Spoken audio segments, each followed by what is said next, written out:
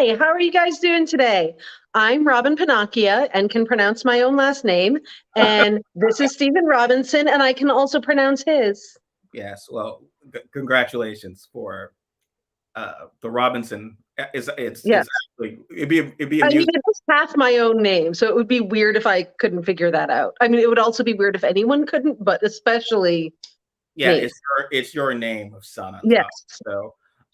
So what's going on? You shared with me this rather curious article from the Washington Post because Yeah. obviously last week we had like the 12-year-old judge who overturned the federal mask mandate, and Yeah. So no more mask mandate. There's not going to be any masks, but just to add on top of that, this one guy, I can't even think of his name right now, um, in the Washington Post wants everyone to start dressing up on planes again, which is, I'm going to say just like freaking straight up rude, because no one wants to be that uncomfortable. And why, like, honestly, there are so many improvements that you could make to planes and like air travel in general before everyone wear, really uncomfortable clothing. Also, I don't think that guy really understands women's clothing in general because he was like, no one should wear anything elastic that goes to the gym or unless they're going to the gym. And I like 90% of my clothes have some kind of elastic in them, I'm going to say.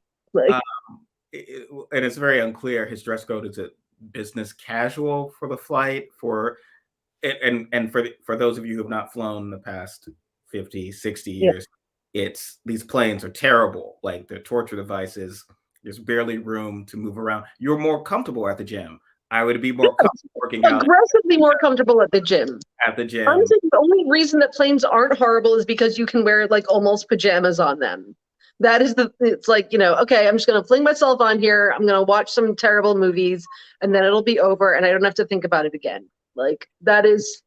If an airplane was just a gym, if I was like on the elliptical watching my iPad for 6 hours, it would still be more pleasant To than air travel, yes. No, agreed.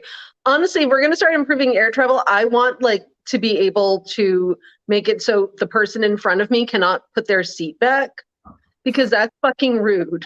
If we're talking about well, you like can't etiquette sleep. on air travel. Why are you trying to sleep? This isn't comfortable. And it's like even if Also, you if you're going to sleep like in a way that doesn't crush the legs of the person behind you. It's horrible. well, yeah, it's just like it's one thing to say I want the Baka Lounger treatment while flying, but Yeah. it's like it comes at a price. You've seen the lay of the land. I'm going to be crushing someone. I usually like whenever someone does that, I like to do the as if I'm giving them a haircut thing, Like, and I start doing this behind them as if I'm because they're like really yeah, right in my no. face when they pull. It's like, Jess, what are you doing? But yes, It's like that's a Milgram experiment, really. They're like, how much am I going to like, I'm just, the person behind me is going to be uncomfortable, but I'm going to be extra comfortable. Oh my God, it's totally the Milgram experiment. but what can you explain Air that? travel. Oh, okay. Milgram experiment. I think that where people were electrocuted and they could stop their own electrocution by electrocuting another person or something. Like, I think that's what it was. Um, but that's basically what air travel is. And if we're going to be talking about any kind of etiquette, like, I'd rather have masks and legs that can fit behind the seat or Yeah, in front of the seat. this gentleman's theory. So Because it would make it nicer for everyone. Nothing is going to make air travel nice. It's terrible. No, and I love getting dressed up. It is my favorite thing. I genuinely enjoy it. I do thematic outfits.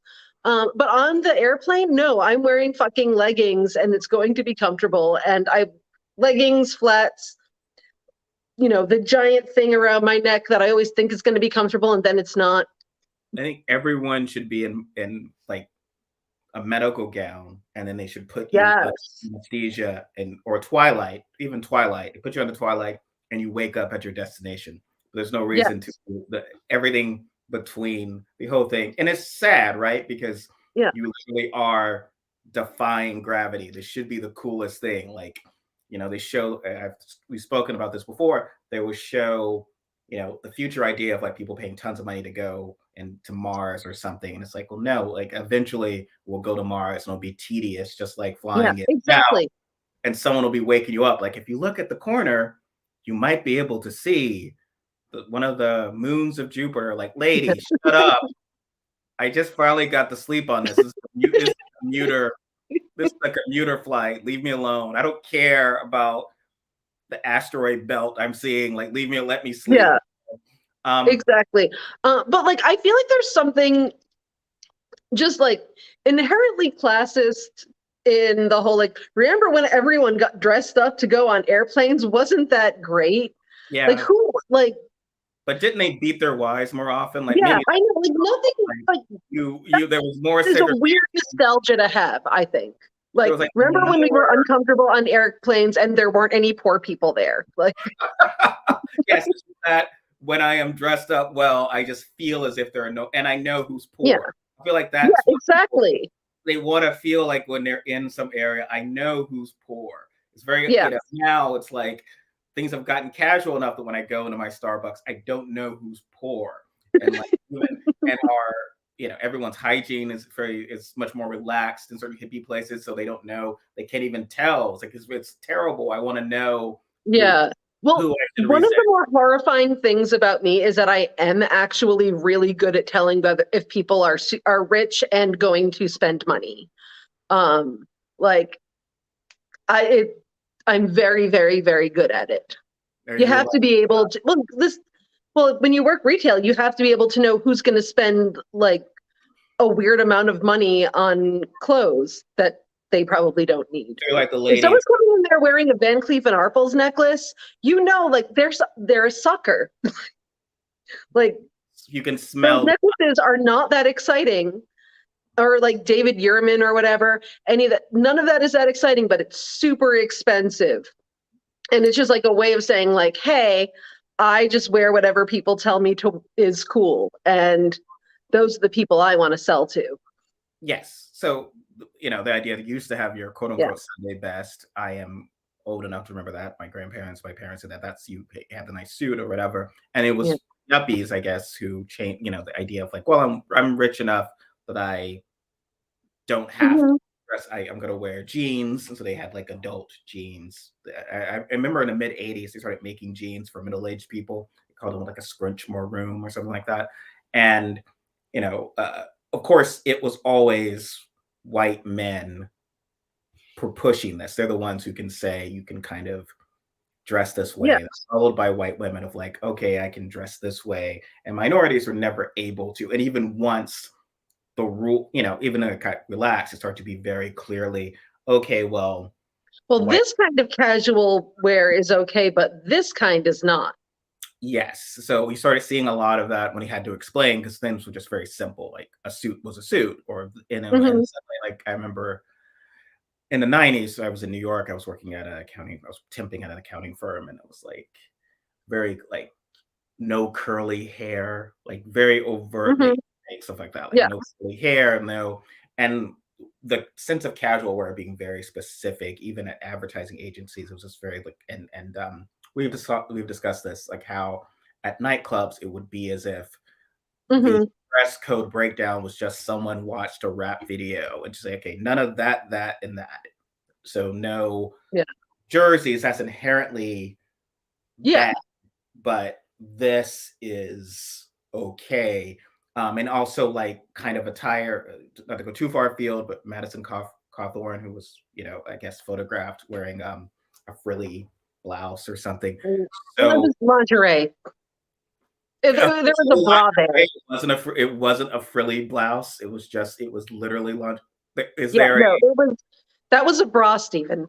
It seemed like it. I don't try to look directly at Madison Cawthorn for very long, but it looked like it was like a full on. I've not accidentally worn a bra, nor would I accidentally wear that. But I'm saying I'd more likely accidentally wear that than the bra. But you're right. I take the point. So he was wearing. I guess my point was that there was a sense of, what a man could wear. It's very specifically, and so obviously, and obviously this was understood. It would certainly be later when there was more gender. The idea like a man wearing a skirt, even if it Hmm. was appropriate length for a woman in the workplace, would obviously be against the dress code, even Yeah. though it's not actually stated, because they stated it. It is clearly a gender discrimination, like that women can show their legs and men can't. And But all of that's absurd. It has something really to do with anything. Keisha Lance Bottoms, the former mayor Hmm. of Atlanta, had been asked to leave um, Capitol Grill. yes, it was sort of what's is it like how close is it from mall food court? It's like slightly a step above. I mean, I'm not judging. I'm just I mean, saying. it's super expensive, but like it's not, you know, like it's a chain. Well, chains can be snobby, but they asked her to Yeah. like, which of course it's not. I mean, and this is how discrimination works, just in general, Hmm. towards racial discrimination, because it's very hard. All they have to say is, "Oh, you broke this rule," and you're gonna you'd have to bend over backwards to prove that they have not Hmm. in that same rule for white women, even though they have. You do. It's very, very hard.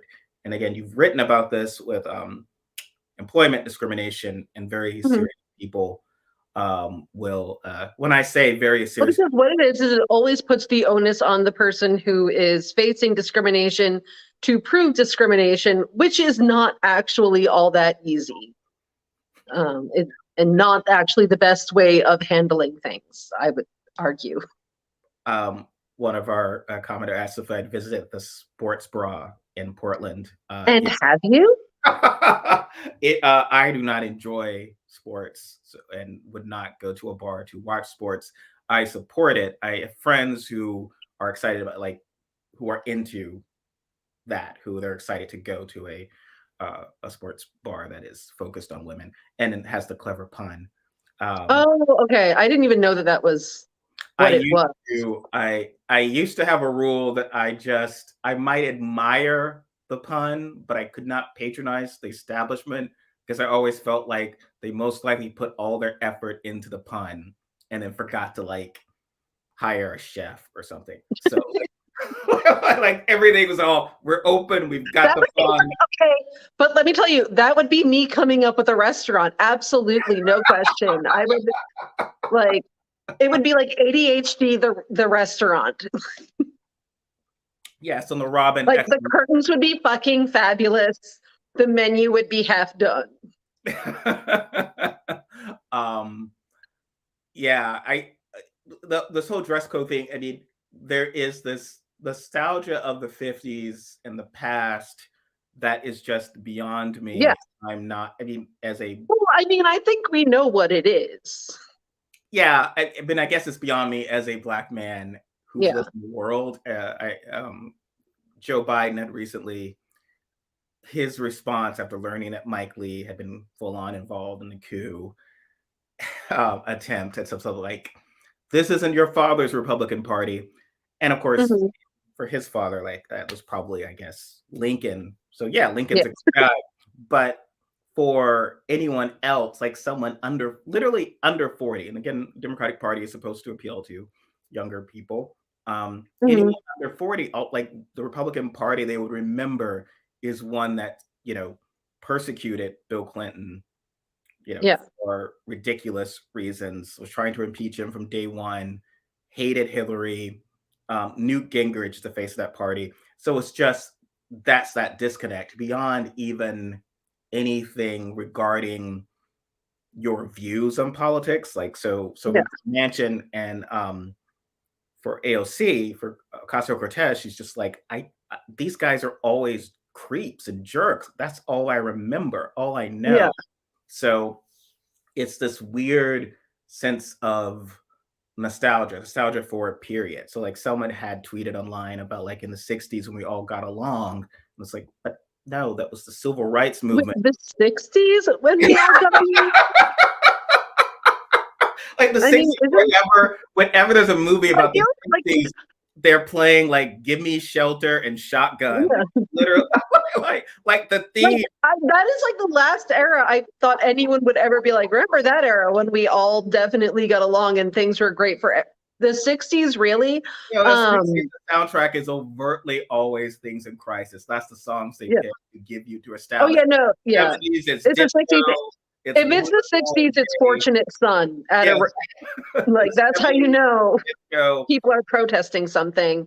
It's Fortunate Son or that Turn Turn Turn song. Yes, exactly. The 90s is very is No Doubt. So you'd want to go back to the 90s. It's like they're playing like, "I'm Just a Girl" or something, and you're like, oh wow, what a cool decade to go back to visit. Things Yeah. are great. But like the 60s, like, oh no, things are literally on fire. Who's getting along? But it's all about when things used to be very nice and polite for white men, and gays were closeted, and there were no trans people. They didn't exist except we went to, we made fun of them on television, and they didn't exist. And women were in their place, dance for us on the planes, because that's the time, the period, the idea of travel is like literally Yeah. we're hiring flight attendants so that businessmen can ogle them. But the level of sexual harassment was just obscene. It's like just Oh yeah, no, it was like literally these women were being put there to be sexually harassed. I also realized like I am feeling very hypocritical with my ensemble today now. oh, how so? Like, I mean, you can't see the whole shirt, but it's generally a little bit like 50s-ish, which I do sometimes like that aesthetic because it goes with some of my other things. But I did not plan this, is what I am saying. I did go through this is the thing. I went through a rockabilly retirement period, as they call it. It's when you smoothly transition from like being punk rock into dressing like a normal human person. You go through like the rockabilly period, and you have short bangs and a lot of dresses. Exactly. Wow. Yeah, well, that just popped. Yes, of the periods, they're very specific of how like everyone in suits and ties, everyone, women, and certain and on the planes has been very. But again, I would rather have no sexual harassment on the plane and women and you know leggings or whatever. Men tend to be very specific of wanting to police how women dress. Oh, absolutely. Like One guy who was about, you know, driving men to sin or something, you sent yeah, me. basically it was like I think I actually do have it up here somewhere. Oh, there he is. It's from a research professor of theology with a podcast of some kind who tweeted, should women wear tight leggings in public? First of all, no such thing as baggy leggings. That is, I mean, that's like the opposite of what leggings would be. All leggings are tight. In my new pet podcast, I argue that godliness calls for women to pursue modesty and men to kill their lusts, which like sounds like it could be the tagline for a murder, for like a slasher film of some kind. Like, Yes, men can't control themselves. yeah. Well, it's like apparently some whole Christian thing where women are supposed to, cover up and be super modest and everything because it's their fault if men fall to temptation and want, like, I'm not exactly entirely sure how this works. Like, somehow the onus is on women to, like, cover up and not be too attractive and be modest so that men are not sexually stimulated, which I don't know that that's like a tactic that would actually work. Well, yeah, and I mean, a trans actress was discussing this of like the sense of when you go out feeling that she always felt judged certain spaces as to whether or not she quote unquote passed as a or whatever. And my thought was kind of, well, isn't that sort of universal to all women, right? Because men create this sort of structure where they are judging your your fitness as a woman, whether how you, if you are, and then that tends to be also a reflection on their sexual interest in you. So Yes. you need to be sexually desirable enough for us to notice you and acknowledge you as a woman, and not so much that it's distracting. So it's like a sweet spot. Um, Usually Where you're very, not like very, super evil. very Um, perky, very perky blonde ladies who work in sales tend to get that sweet spot very well or something.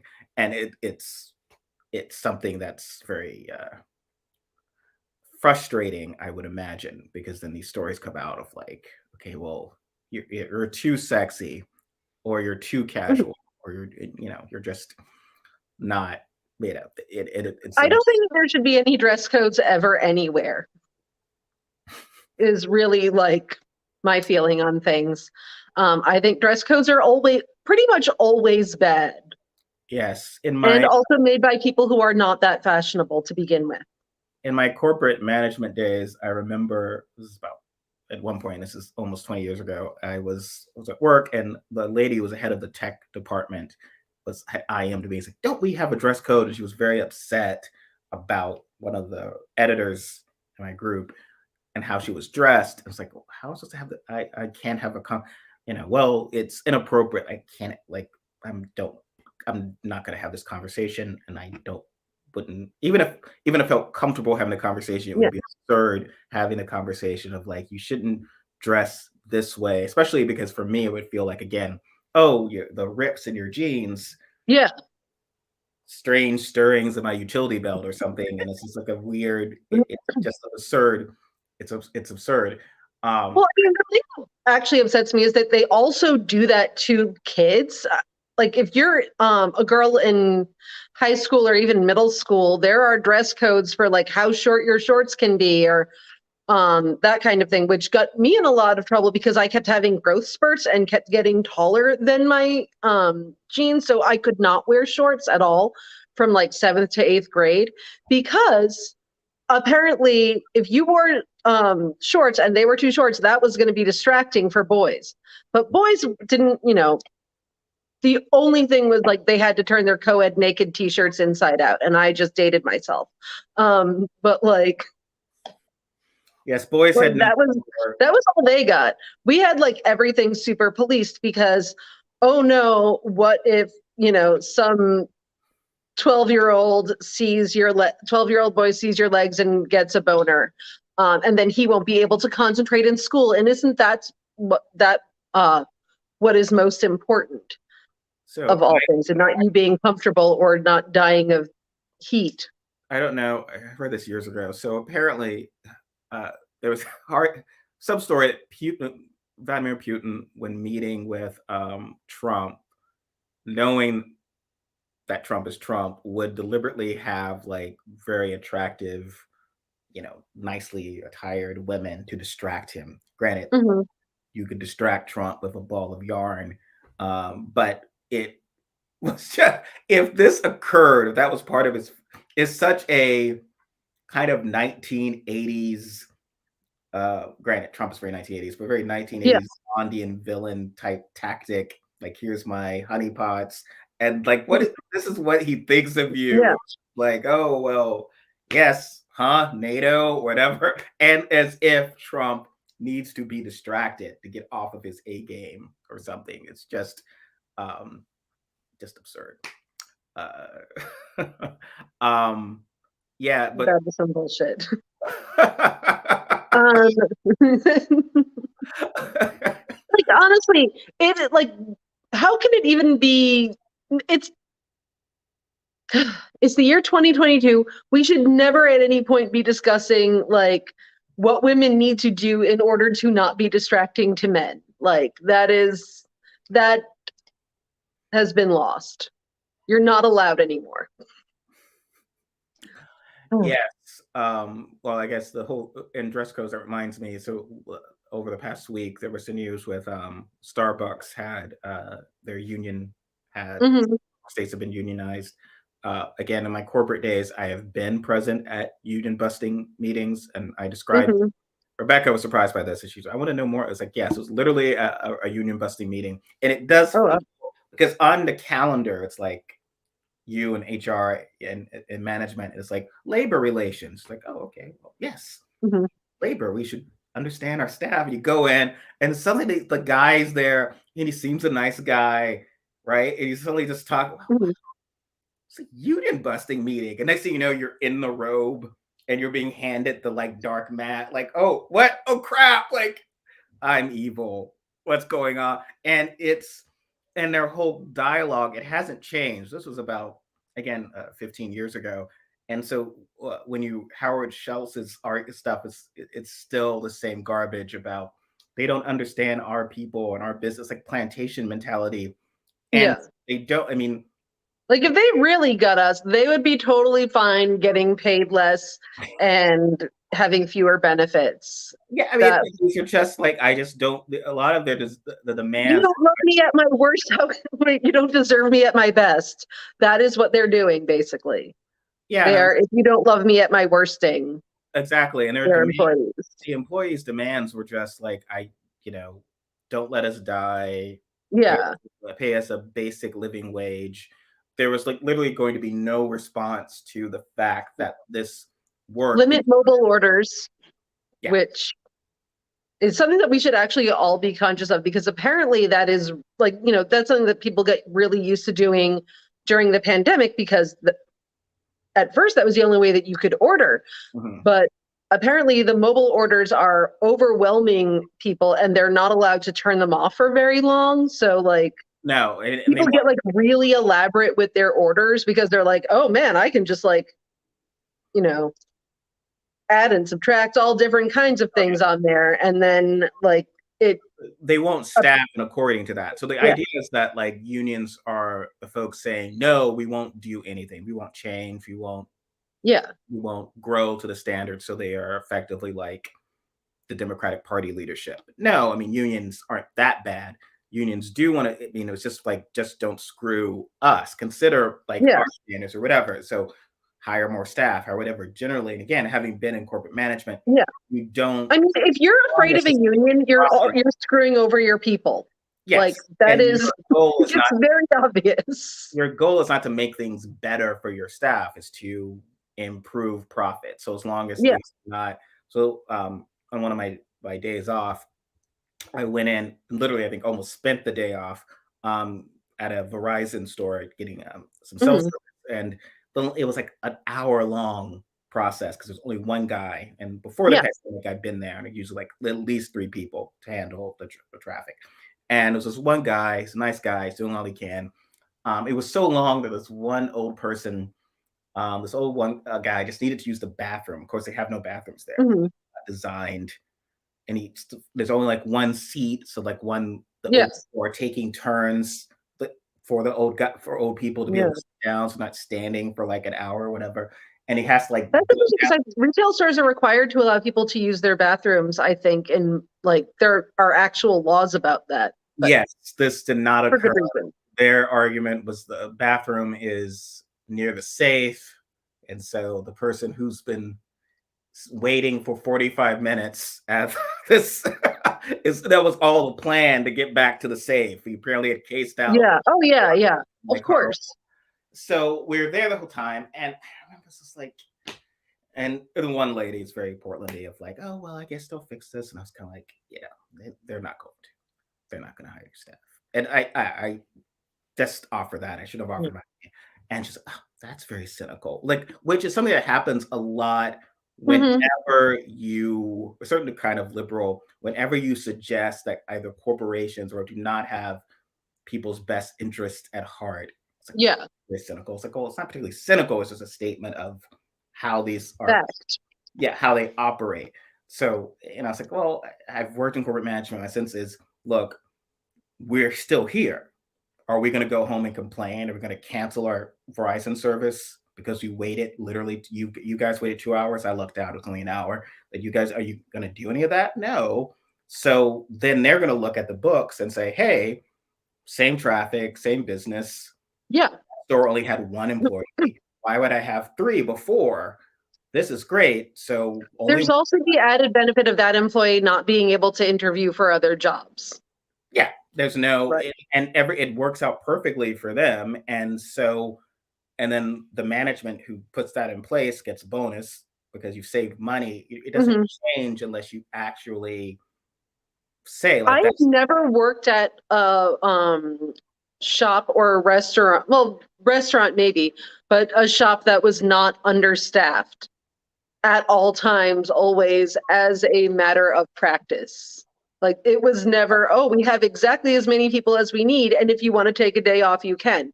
Absolutely not. They keep it at like the bare minimum that they need and keep telling you, you just need to do this until we're fully staffed for like, and ever. just put up with this for years. And then someday we'll be fully staffed and you'll be able to take a day off or have a break. But in the Yeah. meantime, we all need to pull together.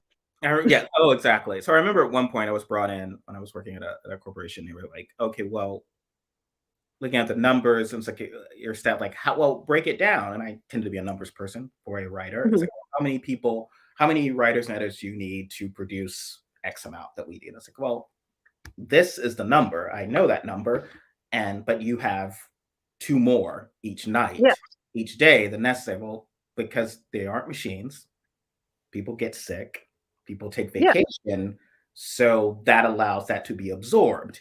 And their sense was sort of, well, why are you prepared? Why are you planning for that? It should be structured of like, this is how much you need. And so when someone's sick or when there's vacation, yeah, everyone sucks it up, except everyone in, in the department who has to deal with that doesn't want it. They don't care that yeah, someone is sick. They still want it at the same rate, the same quality, and the same turnaround. And you create these situations where I've been in that place, right? I was like, would go to work sick in my 20s or early times. Would go to work sick because I would know, well, this will screw Robyn. I don't yeah. care if I'm sick. If I don't, But I we know also yes, created a culture wherein that was a thing people bragged about. Like, it's like I'm such a hard worker. Here even though I have a contagious flu yeah, because I it's love awful. capitalism. Yeah, I love capitalism so much. But the idea being like, I know that if I stay home, you're like, you can't go to you might have dinner plans or a date. You're gonna have to cancel that because you literally can't do the work without me. You're gonna like to absorb me. You're gonna have to like work an Hmm. extra couple hours and miss. Yeah, I don't want to screw her. I'm well enough to go in, which is a yeah, terrible, as you were saying, it's a yeah, terrible thing to set up.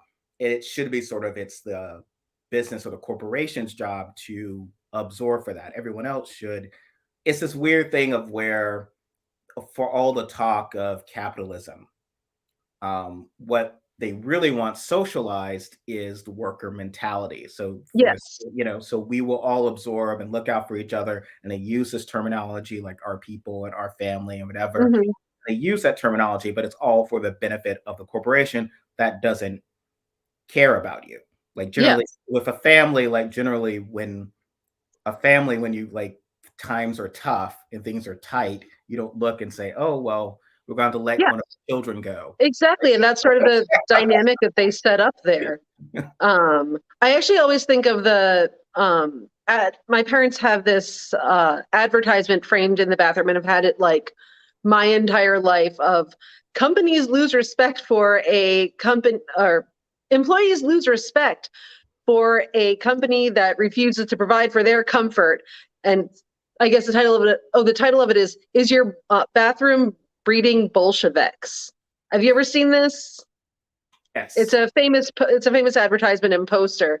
And I always looked at it as like, okay, so like their whole thing is like give people nice toilet paper and they won't unionize or become communists. Which I mean I mean, honestly is truly the bare minimum. it is the I'm bare gonna minimum. say.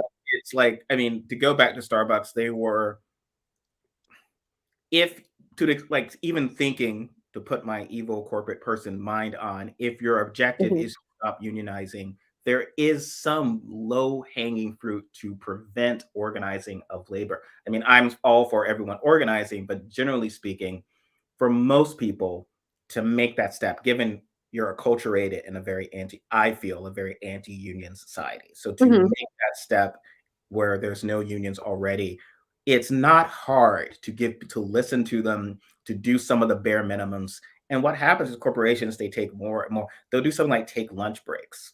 And I've been at Mhm. places where, I mean, it feels like a Seinfeld episode, but it was like once in my early 20s. I was to be someplace and they took our internet and I quit. It's like, that's it. Like, everyone's on to Yeah. date themselves. People on AOL Instant Messenger too much. It's like, that's it. I'm out of here. So they cut it. It's like, really? Like, how we're still doing our work, but you have Mhm. like a 5-second downtime. They want you to maximize all of Which it. is actually kind of necessary, I think, in order to do a good job. Like if you're just like, super focused on one thing all day and you're not taking mental breaks, you're going to get burnt out. I need Yes. to take fewer mental breaks because I forget to come back from them. But Yeah, the lowest hanging fruit. And I think Starbucks, I mean, Schultz is managed. I mean, to the extent that the corporate management should have been trying to avoid unionization, they failed. mhm, You'd almost think that they were like had an inside man to try to manage it as badly as they did. yeah, Um, a lot of the adjustments I think have been good post pandemic. Like, yes, people are going to want more mobile orders. People do want, but you need to adjust it so that the staff is not, but they're not interested in that, right? So it's always the same yeah. with Well, no, it's not that they're not interested; is that they get overwhelmed by the mobile orders because they'll oh, no, get no, no. tons of them. Yeah, Corporate's not interested in they don't a, care that people are getting overwhelmed. They're like, just do it and figure it out later, basically, which is super crappy. The best that they get is being able to turn it off for like an hour. well, their Um, view is I have this MBA and I know more mhm. about management than I you don't even. a job, and they don't listen, they don't care. And I would hear a lot of that. Like, just the folks of these folks don't get the big picture. The big picture is a big term for that. It's like they're only interested in their own realm. They But like, won't. why should anyone get the big picture if like it's detrimental to them, like, and is not going to help them in any possible way?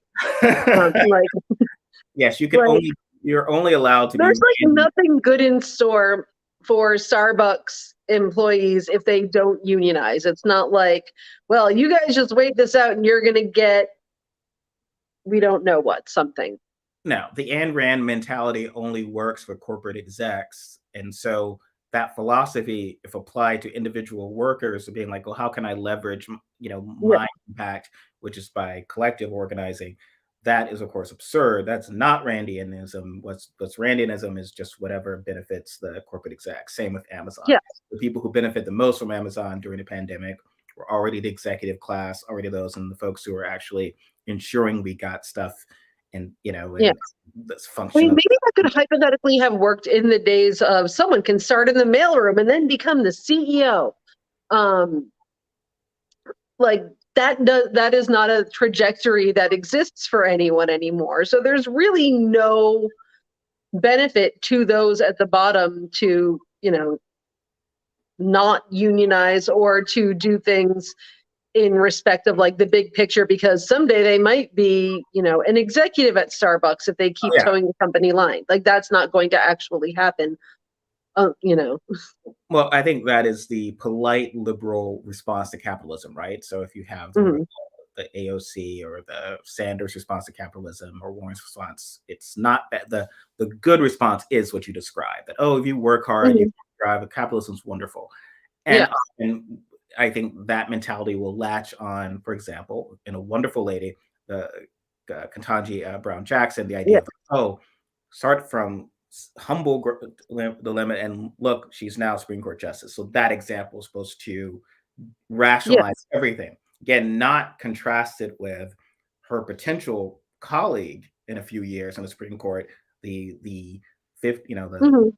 the ovum who Republicans put on the federal bench in Florida, who's completely unqualified, went to the University of College State. So forget all the fancy Ivy League stuff that Mhm. Jackson did, and the same people who voted against. So like Tim Scott every Republican, Ben Sass, who voted against Brett Jackson, happily voted for this person who's fundamentally unqualified, like fundamentally, like not even all they cared about is so what you create, unless you know, is liberal. Because they're not actually principled, they just Oh, yeah. pretend to be when, it is convenient.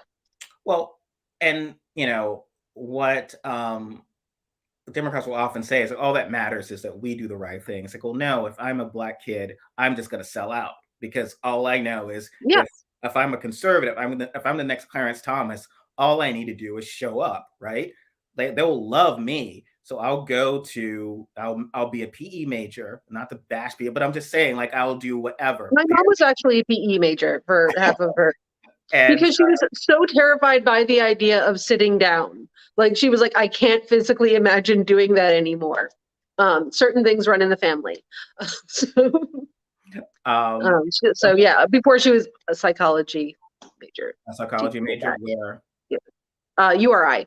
Yeah. But so the idea is that if you're the lowest common denominator as a conservative, you are gonna still advance the same ways that someone who's doing so it's the hamster wheel mentality they're setting up for people who play by the rules, even though Democrats keep saying to especially people of color, just play by the rules. Mm-hmm. Look, it's like, well, that's kind of a rigged game. And I still this is the thing that makes people feel safe. This belief in like the rules, and if you just follow this exact blueprint, everything will be okay for you. And so therefore, when it doesn't work out, it's not the fault of the rules, it's your fault. But like as far as the Ketanji Brown Jackson thing, one thing that I always think about is the fact that, my dad actually did sort of do the whole like bootstraps thing to some degree, although like, he had help from people in certain ways. My dad was really, really poor. He grew up in like a really like tough neighborhood growing up. And he would say like, okay, sure, I made it out, but like half of the people I grew up with are in prison. Oh, yeah. This is not a good system. And it clearly does not work. If like, two people get out of a, crappy or not crappy, but like a certain neighborhood, then that is not actually a big it's not a good advertisement for the system. No. I mean, it's clearly something is wrong here. And they love that. They love that it always was sort of, I think the term they called it gifted and talented. I don't know if they still call it, but it's like they if you're isolated from, and then sort of like, okay, well, those folks suck. It's inherent white supremacy, right? Those guys suck, but you are one of the good ones and you're going to advance. And there's nothing wrong with the system. It's just that you're good. And same with poor people, gifted and talented programs are bullshit, by the way. Oh yeah. We did haikus. Well, I mean, it's certain people learn in certain ways, and that's tailored to sometimes how people learn. Whereas if you're stuck in a way where this is what we're kind of expecting of you and you're not going to succeed, it's sort of like if I had never gotten a history class that was not just a recitation of dates, even though I can do dates pretty well, I would have just gotten bored. Whereas like most of the classes, it just tend to be this class, oh, well, if you're gifted and talented, you can get history told to you as stories instead of a recitation of dates. It's like, well, actually everyone would benefit from having history told to them as stories. Are compelling and people remember stories. It's which is actually, not to get off topic, but the whole like math book ban thing where they were like, oh, who would want math books that also teach you about Maya Angelou's life? Like me, I would have wanted that. I very much would have wanted that. I could not sit through math class. Oh yes, and it's just a way of, and again, this is not new wokeness. Literally, that was an episode of Parker Lewis Can't Lose. So like 32 years ago. I'm being stalked by freaking Parker Lewis Can't Lose. I've seen it pop up 3 times. This is the 3rd time in the past week.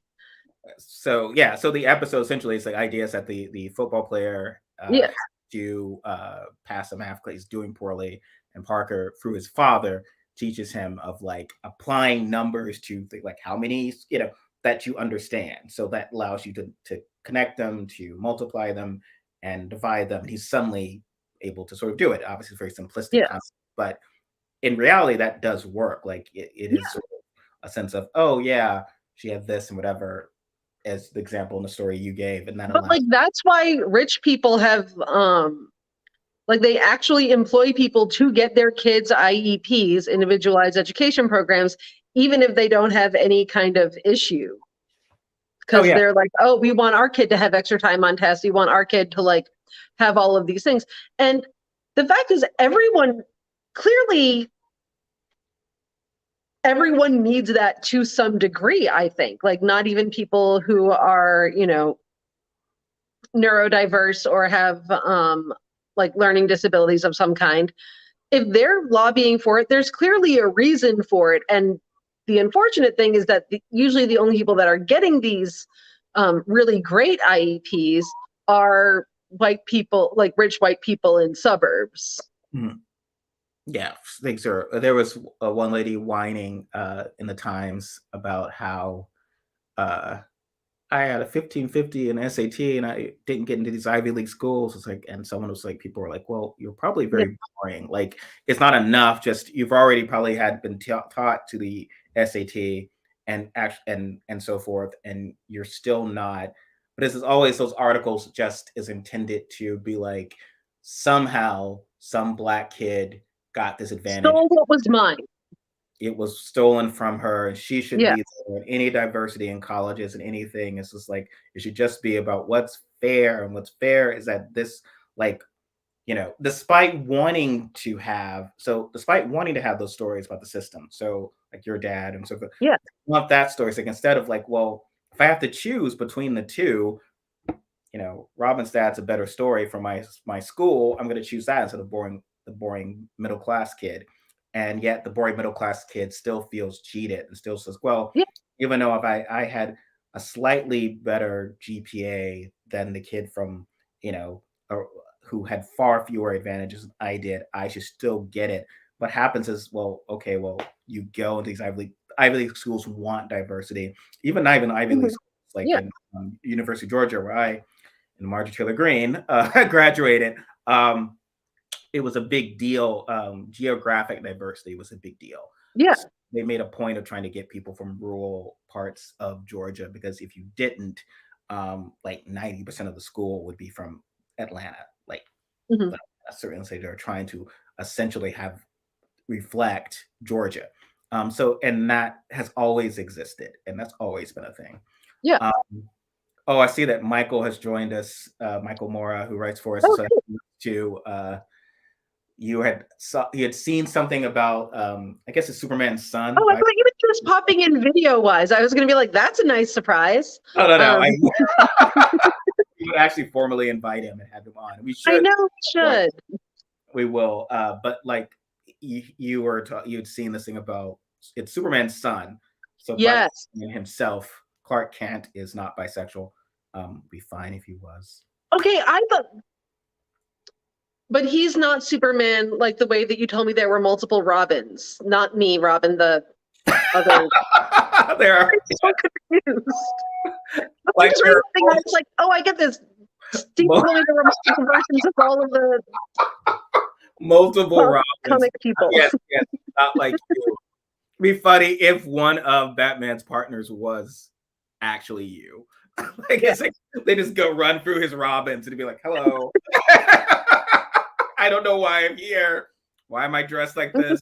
Can we jazz it up with some 50-" Again, because I love leggings. So yes. So yeah, I think Michael had written about this as well. I think at the time when Clark Kent's son, Clark and Lois's son, had come out, was bisexual, and everyone freaked out. People protested. They didn't want to watch the book, read the book. It's doing very well still, despite people freaking out that he's and everyone believing it's some insane woke agenda, even though but bisexual people exist, so it's not Yeah. the most horrible thing you Yeah. can imagine. But what had you seen? You'd seen something about this. Oh, so what happened was, that's the Doctor Strange thing. That was the other thing that I actually saw. But the thing that I read about yesterday was the guy who wanted to bomb Merriam-Webster for having definitions of like girl and woman and female and everything that he did not personally approve of, was also sending crazy ass letters to the people who do what is it, DC Comics? I think it was DC Comics. Yes, DC. Um, to the writer and the IGN Entertainment and everything, threatening them that he was gonna like go and like decapitate them and rape their wives and all this other shit because he was that upset about bisexual Superman spawn. I don't know, super baby. Bisexual super baby is what he was upset about. And it is astounding to me that an adult man, he's 34 years old, is going to be like that. Like, I am that worried about a superhero being bisexual that I'm going to like threaten to murder people and threaten to bomb people and all this other shit over something like that.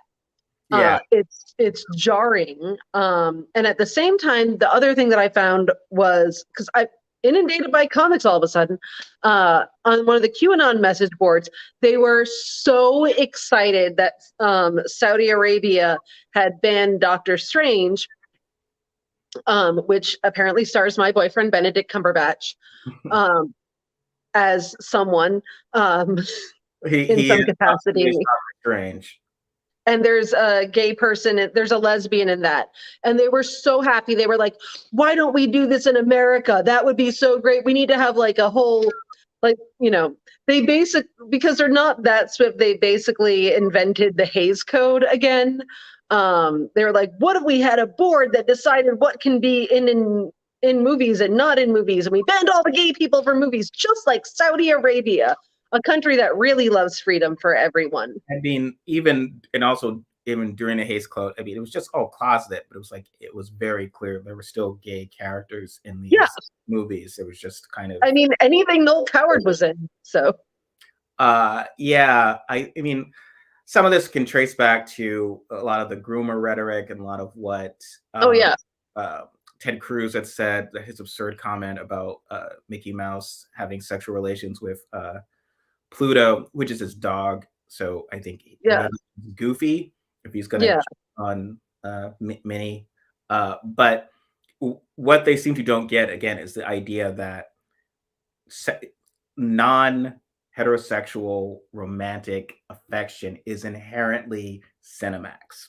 Like, it's inherently hardcore pornography. Like, why are you showing children, Fritz the cat or something instead of, this wholesome. And as I said, like, The Little Mermaid would still be suitable for children, the same movie, if Ariel isn't, makes questionable choices. I mean, quite frankly, there's a lot that's messed up about The Little Mermaid. Yes, but beyond that, I love The Little Mermaid, but beyond that, it would not be inherently more adult if instead of the prince, she's doing this for a princess. It's the same. It would still be the same story. But exactly, or whatever believe that it's inherently more sexual. Because they're like, this is the thing. They want it to be that. They want it categorized as that, because that way they can say, "Oh, keep it away from my kids, and then my kids will be straight." Or my kids will, not be tolerant. They won't think they won't think I'm a bigot. They won't reject me. One of the things that I think is most telling about all of this is that one of the things they're very upset about right now is social emotional learning, because they're like, we don't want children taught empathy in school. Like, that would be horrible. We do not want that. We want our kids to, have serious social issues and not be able to interact with other people until they, then go and exercise their Second Amendment rights by shooting up the school. Their biggest fear is empathy. Like, that is, they don't want their children developing empathy. because when you watch movies, you get like you learn how to see, or you read books, you learn to see things through other people's eyes. And for the most part, movies that were coded forever as being for everyone are movies that, starred straight white men. Mhm. And so everyone basically learned on some level, was socialized on some level to understand straight white men and to be able to see things from their particular perspective and to see them as a person. And in that same vein, movies that starred women were chick flicks. Movies that starred Black people were for Black people. Movies that star white heterosexual men are for everyone. And, to some point, it was even like, sorry, let me just collect my thoughts. It was even like that for several years with like music. Men didn't want to say that they listened to female singers because that would be, oh, no one would do that. Even like girls would try and like prove cool girl points by being like, ew, I don't like female singers. People who wanted to seem erudite would say, I like all music except rap and country. And like, it's all these things that were so coded. And the reason why they're upset about gay characters, the reason why they're upset about, social emotional learning, it's all the same freaking thing. They're all afraid that people are going to learn to identify with other human beings and then not be as interested in maintaining our general system of privileges that has existed since Oh, certainly. the dawn of America. You know, if you were a person of color and go to film school, you're taught to condition to like, okay, well, you should still feel bad that these slave owners are losing their slaves in Gone with the Wind. Try to feel empathize Yeah. with them. And if you're a woman and taking a film class when I was in college, it would be like, okay, well, you're seeing Clockwork Orange. It's really I bad knew that you were going to say it. it's really bad that Yeah. this rapist is no Yeah. longer able to rape women, and he feels bad about it, and you should feel bad about it. And there's no reverse. There's no sense Yeah. of men, white men, ever being in a situation of having to empathize with, like, and I've used the Jeremiah Wright example. Mm-hmm. So, Barack Obama couldn't, which is the same thing they say with a white person would be like, no, this is my friend. We don't Yeah. agree, but it's America and we disagree. And everyone would hug each other if it was a white guy telling us about his crazy white pastor who hated gays or whatever. That Yeah. was deemed as, well, no, there's no cancel culture. They expected cancel Isn't that what the Hillsong people were doing? I'm just saying.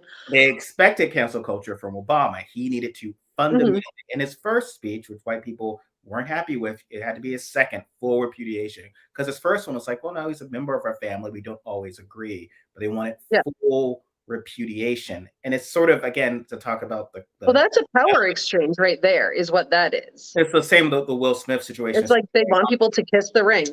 There was a sense of he fucked up. And because he fucked up, we don't have anything to do with him. Like every like comic or whatever. And it's just, as I said, I remember when Michael Richards, Kramer, had his racist freak out, fucked up. Mel Gibson fucked up. I mean, Mel Gibson, it was like Jodie Foster came forward. Everyone would be like, oh, well, he's anti-Semitic, but he's a decent guy. They would stand up for him. It has been quite silent of white women or white people in general who worked with Will Smith to come forward and be like, yeah, like he fucked up, but like this is not who this guy is. And, and there was people, and you're right, there's definitely been a dearth of that. Like, yeah, and I think that speaks to the sense of there's a full, we have no like our there's a sense of connective empathy with, the empathy is going to be with someone like Mel Gibson or and Bill Murray. I mean, Bill Murray recently came out like is kind of a jerk and on stage whatever, and his jerkness has often been interpreted. God damn it, I missed that.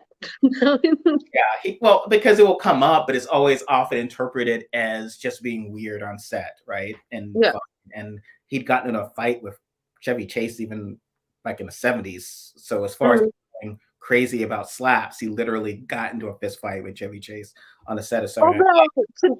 Just saying, from what I have heard, I appreciate, so trying to like, yes, like I most don't people blame would. anyone for wanting to punch Chevy Chase in the face, It is would. what I am saying It's here. not, I mean, I've said that in many cases. Sometimes, look, this happens, but um, he had been awful to Lucy Liu apparently on the set of Charlie's Angels. That was like 2000, and I think Yeah. she had.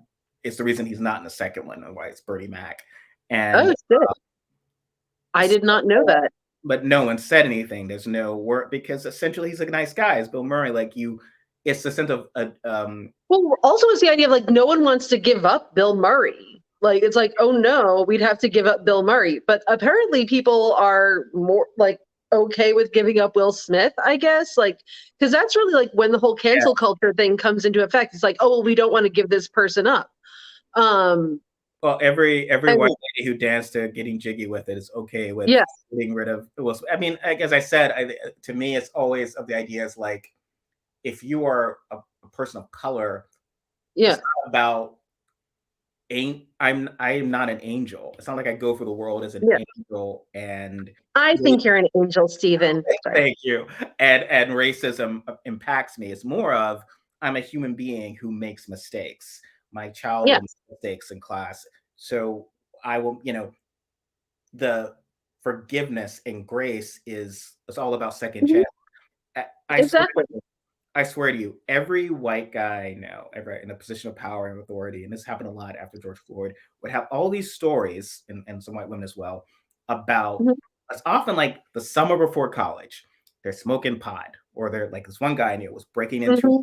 into a friend into someone's house or something, doing something stupid as a prank, and a cop would come and give them a speech, and like, oh well, I kind of like cops because man, he really helped me in that situation. They saw me smoking pot and didn't arrest me, just looked at me and went, and then I put it away, and then I went on to Harvard, and now I'm an executive. And then all these stories would go that way. And it's like, well, yeah, there's no grace if you're a black person. At every one of those Yeah, stories, exactly. we're fucking dead or in jail, like bam, and it goes away just like that. And forget, like you could be Will Smith and make billions of dollars and take his Mhm. stuff. If you're just like Willie Smith, the kid in Philadelphia who's smoking pot before going to college, Yeah. that's it. You're done, and it's sort of a very conditional aspect of the American dream. Mhm. Like if you f up, you're gone. So it's I found that very revealing. But yeah, I think Michael had mentioned about Groundhog Day, and the story I'd heard about that, I don't know if it's true or not, it's on the internet, was that Harold Ramis, director of Groundhog Day, knew that Bill Murray just falls apart during filming. So he filmed Mhm. Groundhog Day in reverse. So peak nice Bill Murray, who shows up on Yeah. his first day, is the guy at the end of Groundhog Day, and the asshole at the beginning the one at the end because he kind of knew that was the Bill Murray he was going to get at the end of the filming. So it's like, okay, I'm going to do the asshole, and to the extent it's probably apocryphal, but I found that would be brilliant, brilliant use of your assets and so forth. But yes, I mean it's all about getting the empathy, the getting idea of looking at your And just the thing, like the other thing, it's not something that is provable. You can't say like, oh, well, in this specific instance, I did not get the empathy or the second chance. And then this exact same person gave empathy or a second chance to a white person. And that's really like why it gets, oh yeah, I think, super and artistically, it's in the okay to weeds. be like, yes, you liked this movie that made fun of fat Mhm. people. You like that movie where Yeah. someone discovers that the woman they were with is trans and then froze up for the rest of it. You might have laughed during it. Fine. That doesn't make you inherently a bad person because you've been acculturated. I think what Yeah. happens is that people don't. They want to believe this idea that badness needs to be taught. So you have to go Yeah. to not liking gay people class or not liking trans or black class and get a diploma, and then Yeah. as opposed to your And then natural. it's official and Yeah. you're bad. But your natural instinct sometimes will be like, oh, I don't really know much about women, but what I see in movies, so I'm going to laugh here and Mhm. laugh there. And if I But if I see things from their perspective, as you're saying, if kids start to read stories from perspectives of other people, if you sort of even Torch Song Trilogy or anything like that, then you're going to see a movie Hmm. that's just making fun. And it's like, well, I don't. Why is this guy set up for ridicule? Why is that person inherently Yeah. ridiculous? Because they've existed to you as a human being. And I think in Florida and other places, they're pretty straightforward. If they just don't want that to happen, they don't want Hmm. to view everyone else as human beings. They don't want it to be seen as normal. So if Ariel Yes. is gay, oh my God, that's normal, even though she's a mermaid. Because who, Yeah. 'cause, you Like know, we can accept that she's a mermaid and that she wears a bra all of the time, always, like as her shirt.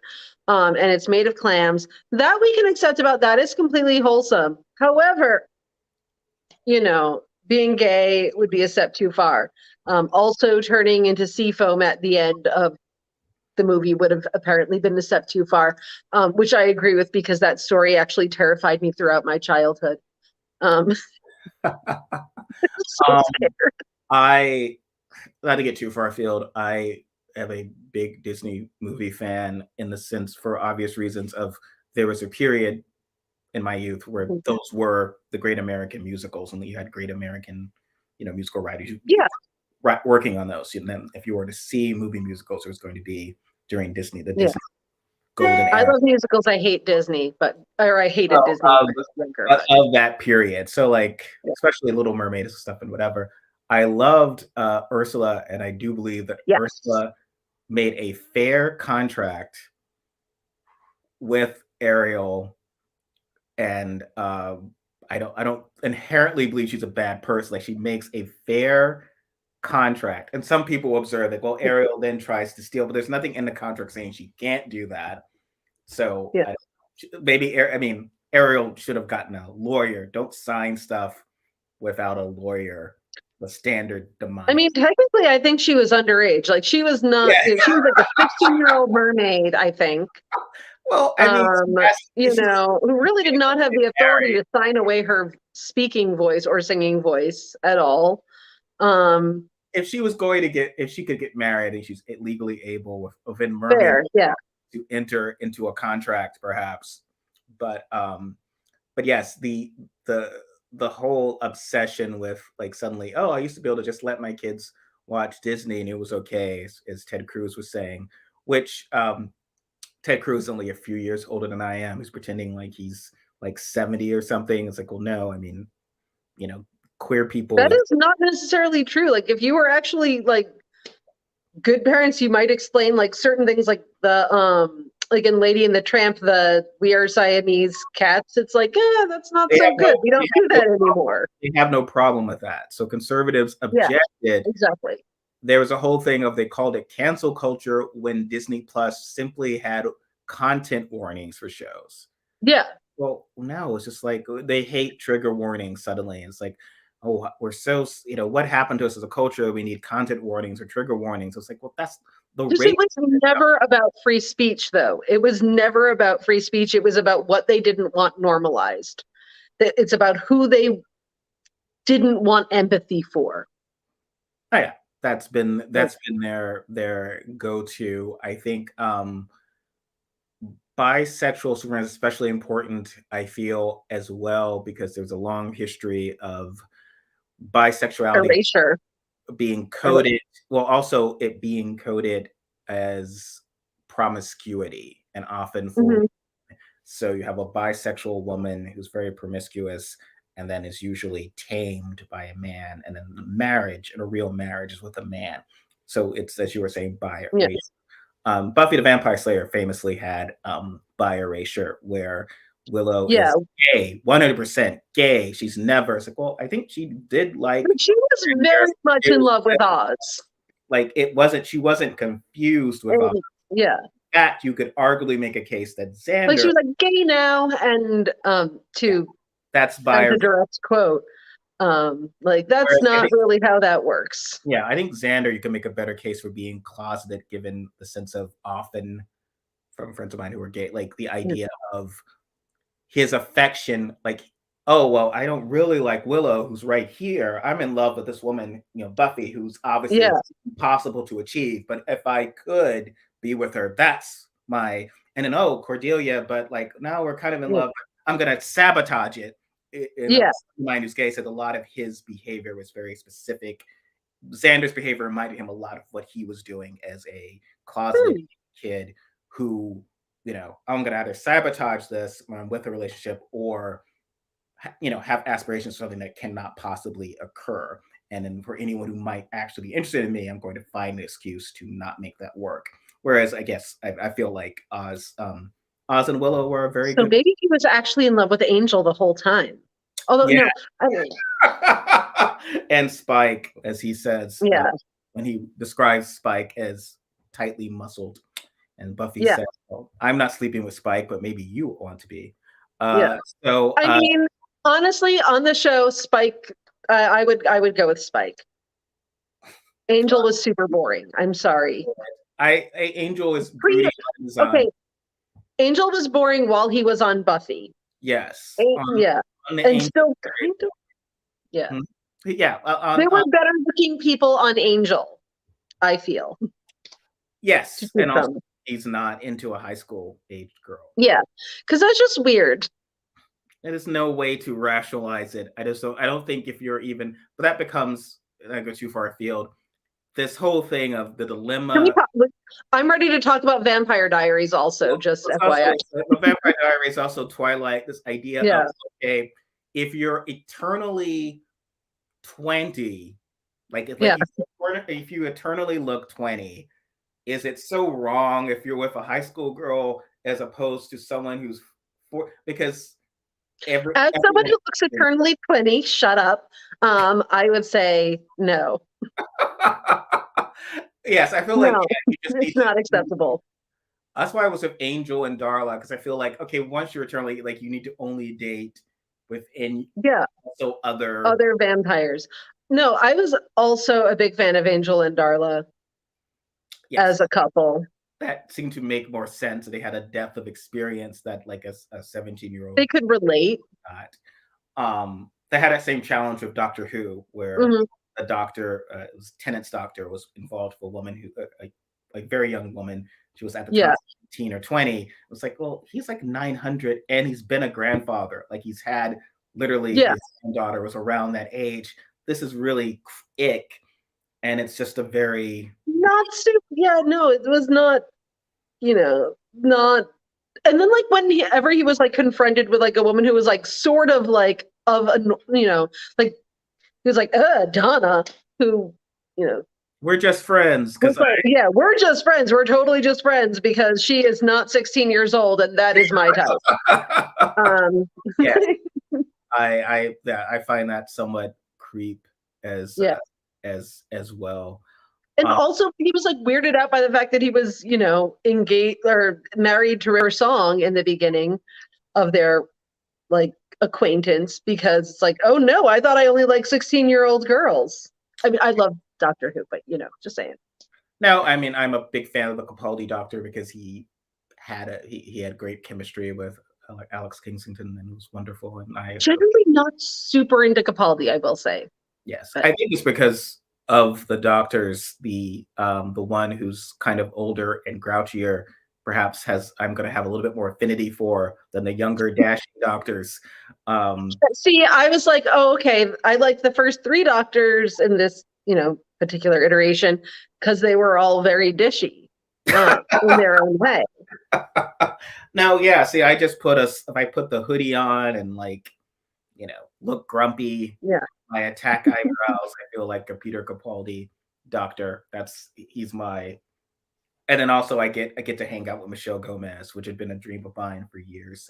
So you can't go wrong there. But yes, and he had relationships with mature women. That's awesome. He's like Yeah. being around. So It was less like obviously pervy. And like, there was that whole thing with Clara where he was like, oh, you can't imagine, you're weirded out by this because you can't imagine me being your boyfriend, which was interesting. Sorry. And like, we can talk about Doctor Who literally all day. oh yes, we can talk about Doctor Who all day. So well, what other, I mean, I think we touched a bit on the mask mandates, and I know the CDC has tried to file an appeal, but that will probably not go anywhere. We're kind of where we are. I think everyone's doing the N95s, the mask you sort of wear, what you could do. I'm flying next week, so we might have to pre-record Friday for Sunday next week because I'm gonna my Where are you going? Somewhere in California for a work retreat, not my own job because we don't go to California on Wonkette retreats. But there's another retreat we're What if going. we had a Wonkette retreat? Yes, let's all fly out to Yeah. to a nice California spa, and it would be a day spa. I think that would be awesome. You should pitch that to Rebecca. We'll start In it. fact, I've literally never been to a spa in my life. Really? They're obscenely expensive, and like I can do all of that shit at home. Well, the whole point is someone else is doing the spa stuff for you. It's like $1,000. It's insane. Yeah. I would never do that. Look at my skin. It is perfect. No one's going to be like, doing anything that I'm not better at, I assume.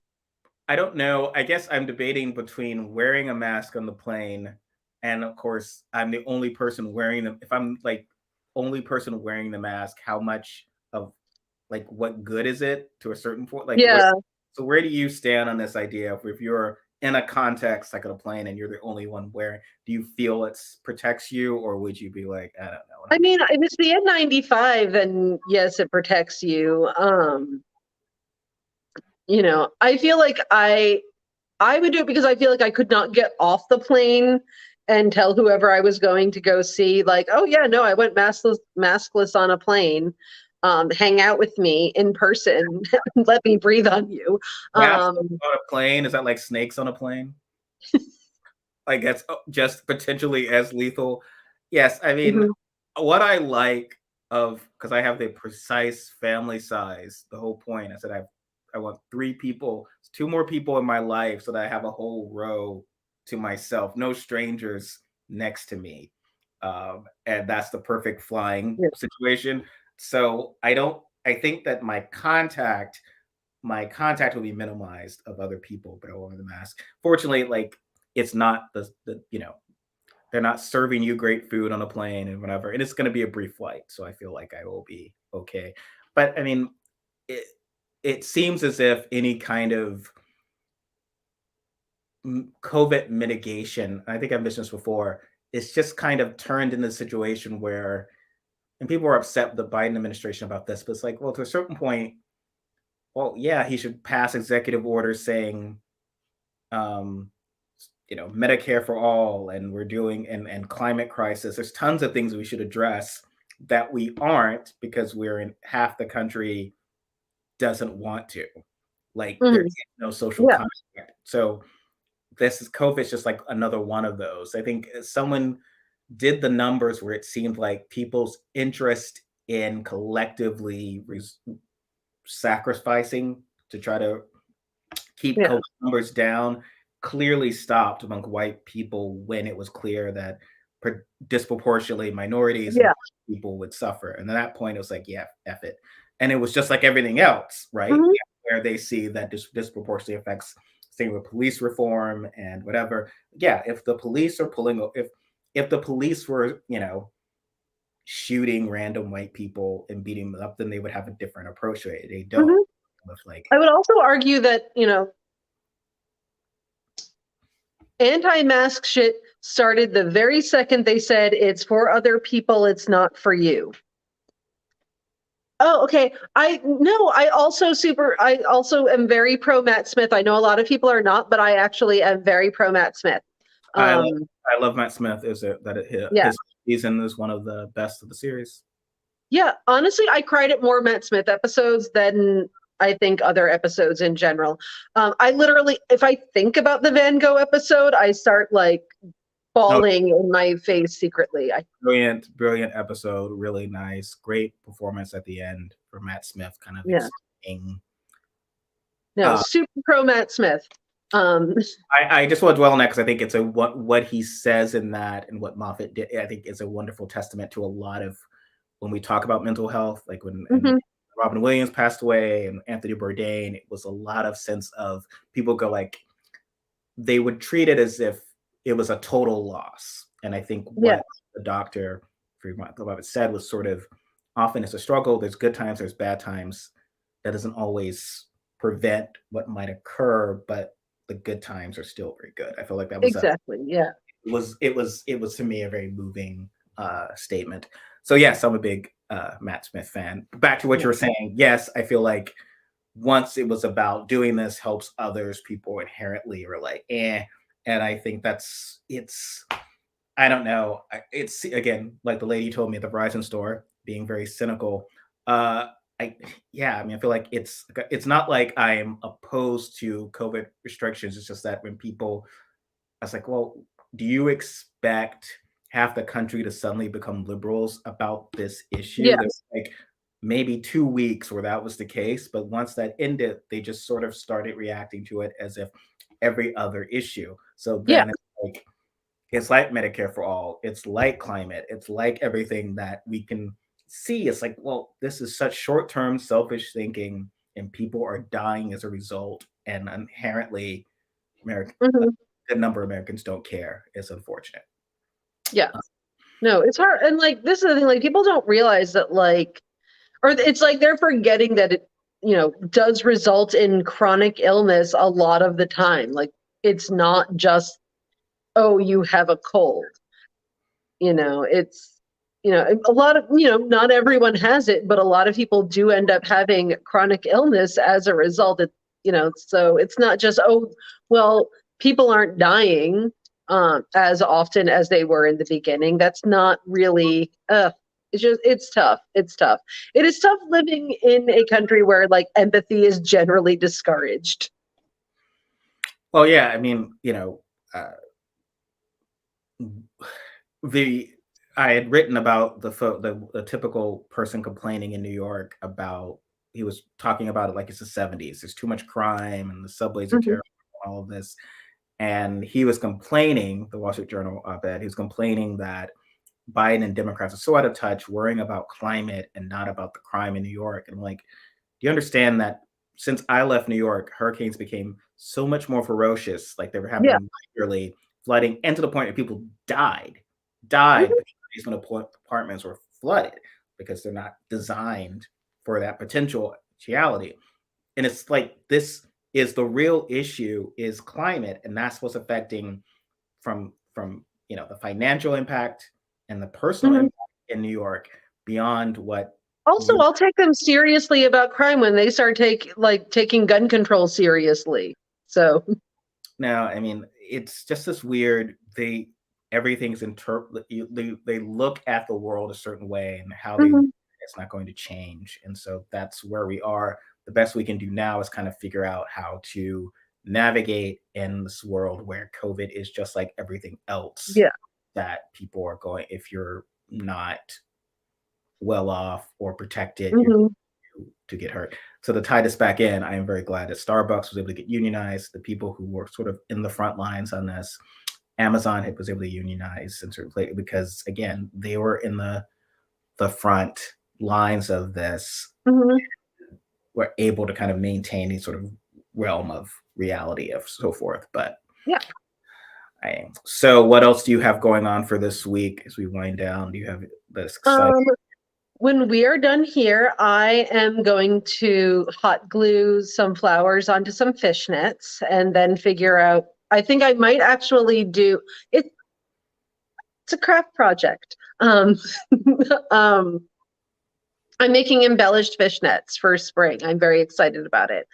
Um, but I think I'm probably going to do a thing on how the, sorry, I have to collect my thoughts on how the number one killer of children is now guns. It is it has surpassed car accidents as the primary killer of children because cars have gotten safer. Thank you, Ralph Nader. And guns have not. No, guns So, still do what they're meant to do, kill yeah, people. no, they kill people. I always find it like really ironic when people are like, "Oh, you can have my guns when you pry it from my cold dead hands." In light of the substantial increase in suicide risk one has when they own a gun. Like, yes, that will almost literally happen for a lot of you. So, what you got? Yeah. I covered some McCarthy stuff, and Nancy Mace, who is representative of in my home state of South Carolina, who Trump has targeted to be removed. Her opponent, her Trump endorsed opponent, has essentially tweeted, like, because Nancy Mace supports some support of legalization for decriminalization for marijuana, from obviously it's good money in this. Let's not, And this person was implying she's so obsessed with this, they need to do a drug test. Like, it's just the GOP now is doing stuff. It feels like such a cliche, dirty politics from like a Simpsons episode. Like, someone is like, this person's on pot. That's why they support decriminalization. And Joe Wilson, the guy who shouted "You lie," has endorsed Arrington over Mace, which is actually rare that you would endorse a primary challenge for a sitting member of your caucus. So, I mean, I don't think it's going to be that weird for Republicans going forward, because I think they're pretty much looking like, who's sane here and how do we get rid of them? Like, or not sane, or at least not like aggressively kooky. I think would be the best way of describing that. And that led to some debate online, because Evan McMullin, he would run third party in 2016. Democrats are not running anyone against Mike Lee, with the hope that McMullin will be able to beat Mike Lee if Democrats support this openly anti-choice who's essentially a Republican in every way, except he will probably not plan a coup, which is wonderful. They could get like so Republicans, like, Democrats will support the non-coup Republican, which like someone's like, well, what are we going to do? We would lose otherwise, because it's very. I would argue that there are no non-coup Republicans. Yeah, like that particular coup, yes, but they're all generally pro-coup. Yes, like in a sense of legal, like he probably is fine with, just like Kinzinger and Cheney, neither of them voted for voting. Yeah, the whole like rhetoric that like, oh, the reason we have the Second Amendment is so that we can overthrow the government. That is what they all believe, and yet they accuse us of trying to use our magical cultural Marxism to destroy everything. But there still remains this belief among so many folks that if Democrats support, especially in states where, no Democrat will win in Utah, so let's all get behind the non-crazy Republican, or Republican, and then that person will win. It's like, well, no, that person will still lose to the crazy, just by virtue of our even supporting him. These guys, that's going to hurt him. Yeah, Lee will just run ads saying that he's no better than a Democrat because Democrats support him. And I think fundamentally you have to sort of realize that these guys, half the country has nothing but sneering contempt for the other half of the country. That is that the whole country club mentality days are over.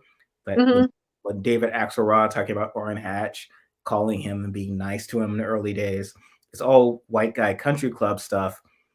But that's over. And to the extent that it was ever existed, it didn't. And possibly the fact that maybe the only reason it did exist is because the only people who were in office were white dudes who belonged to country clubs. Yeah, it was just like maybe that is why that whole two white guys. Like, it's like playing chess. Like you kill, like, oh, I took your queen. Taking a queen is like just killing a bunch of, oh, look, all these people died of AIDS. Like, oh, darn it. Let's play the game again. It's like they have no skin in the game. And so now if you have skin in the game, it's going to be much more intense. I mean, James Carville is a huge example of this, of like hopelessness, where it's like, well, and the lovely lady in Michigan who had the great speech about, calling out Republicans for calling them groomers and being, and she's like, well, this is what, too many of those progressives sound like academics and whatever, and we sound like this lady. It's like, well, you clearly aren't listening to anyone who's not a white person. Like Yeah. this Bible says that, because it's not like, I mean, you can disagree with Ocasio-Cortez's politics, that's fine, but she doesn't sound like a professor, and she has spoken just like this white lady did about, she said after but he was able to hear the white lady speaking. Yes, like she said, like he was like, I can absorb this. This is familiar enough for me to absorb her message rather than just like internally freaking out because, oh no, the wrong kind of person is speaking. I don't fucking trust James Carville. No, he's pretty bad. He's married to a Republican. I don't know. No. I'm sorry. No. You are who you hang around with. Yes. And I mean, which means you're super glamorous because you hang out with me. Thank you. He believes like it's like God, it's all a game. I mean, it's like the film Speechless, I think, was with I don't know what that film is. It's a film with Michael Keaton and I believe Gina Davis. And it is essentially he works for a Republican, she works for a Democrat, all love, but it's all like nothing matters. You might as well work for sporting events. It's not like one is hurting the other. Like there's no fundamental. And so I think he's from that world where it's all about being a game. Yeah. So, but anyway, we're at time. Thank you everyone for joining us. And once again, please like, subscribe, share. Yes, please subscribe more because here's an exciting tidbit. The more people who subscribe, the more, the closer we get to being able to live stream from YouTube, which means that my face won't be backwards. And every time I, do something, I won't be confused. So I would really appreciate that. Yes. It's an outpatient procedure, right? Like YouTube will come to your home. No, like it's so weird to not be, normal. It's very upsetting. All right. I'm like, I don't know. Like I try and it's the wrong eyebrow. It's terrible. All right. So we'll see you guys later. You have a super week. We'll be writing stuff for you tomorrow. Bye.